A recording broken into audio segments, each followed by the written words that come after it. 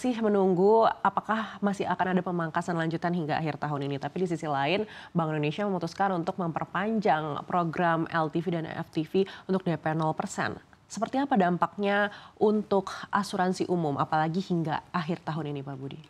Baik, kita menyambut baik apa yang disampaikan Pak Peri Warjito, Gubernur Bank Indonesia, untuk tetap memperpanjang insentif untuk apa tadi disampaikan, pembiayaan untuk kendaraan bermotor, kredit kendaraan bermotor, KPR, maupun tadi juga disampaikan hal yang lain. Namun demikian persoalannya saya pikir bukan di sini ya, di sini dalam arti kita masih menyisakan persoalan, yaitu banyaknya konsumen yang kena blacklist akibat daripada judi online dan pinjaman online. Karena apapun yang diberikan insentif itu, kalau pemerintah tidak menyelesaikan persoalan yang PR yang ada, ini juga tidak menyelesaikan persoalan secara menyeluruh. Baik, artinya masalah blacklist karena judi online dan pinjaman online ini menjadi masalah utama saat ini di asuransi umum. Betul. Baik, apakah ini akan menghambat pertumbuhan hingga akhir tahun menurut Bapak? Saya sih berharap tentunya kepada pemerintahan baru ini yang baru terbentuk juga mempunyai konkret jangka pendek, langkah jangka pendek bagaimana menuntaskan persoalan-persoalan judi online dan pinjaman online. Karena ini mempunyai dampak yang negatif tentunya bagi kita di industri secara ekosistem.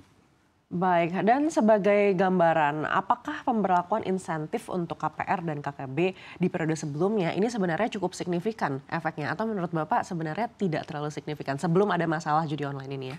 Kalau signifikan saya pikir bisa dibilang iya, dibilang tidak iya.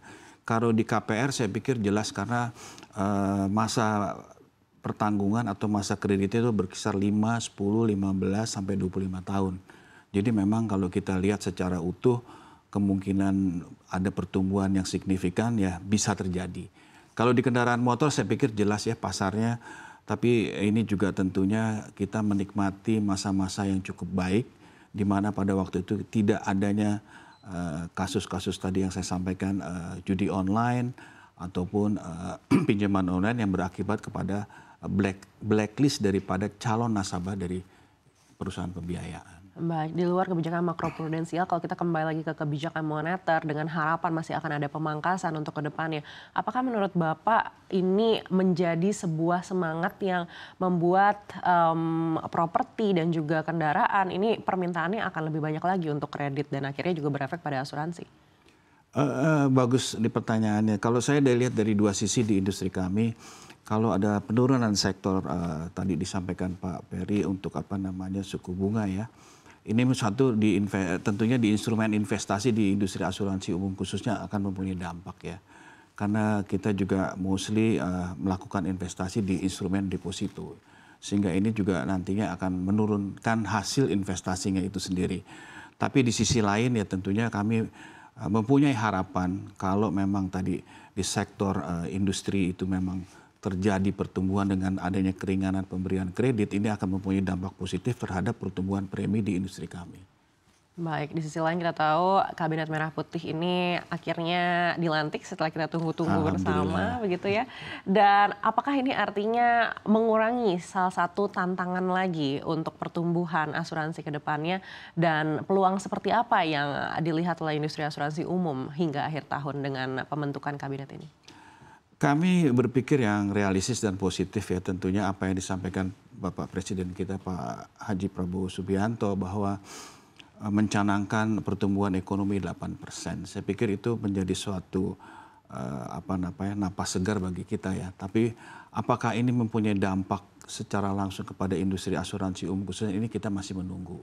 Karena kalau kita lihat sendiri di APBN tahun 2025 yang saya sampaikan beberapa waktu yang lalu, impact atau dampak terhadap industri asuransi umum mungkin tidak lebih dari 15%. Nah justru ini kami juga mengharapkan untuk pemerintah baru tentunya sesuai dengan yang diamanahkan di dalam Undang-Undang P2SK, kiranya untuk asuransi wajib ini bisa terrealisasi di tahun 2025 walaupun melalui satu tahapan-tahapan.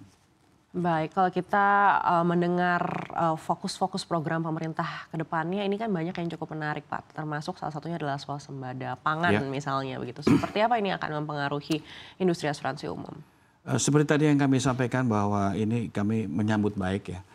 Tentunya di sini kita bisa berperan aktif juga di dalam melakukan satu mitigasi risiko ya.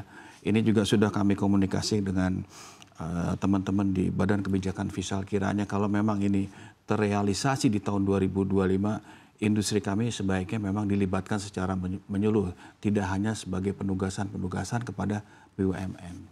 Baik, sektor apa yang menurut Bapak ini bisa mendapatkan imbas yang cukup positif dengan adanya program swasembada pangan ini? Saya pikir kalau dari sektor pertanian sudah jelas ya, di situ ada padi, juga ada bawang merah dan segalanya ya. Itu menjadi satu faktor yang memang bisa mendorong satu pertumbuhan di industri asuransi umum khususnya gitu. Baik, Belum kita masuk ke sektor perikanan gitu. baik, dan kondisi sektor-sektor asuransi tersebut saat ini ketika masih mempersiapkan untuk adanya program itu seperti apa? Kalau dibilang persiapannya kita selalu siap, tapi kan tentunya bagaimana kita mendeliver terms and condition kepada pemerintah. Apakah ini ada subsidi atau memang murni berdasarkan APBN. Kalau subsidi, subsidinya datang dari mana? Kan begitu.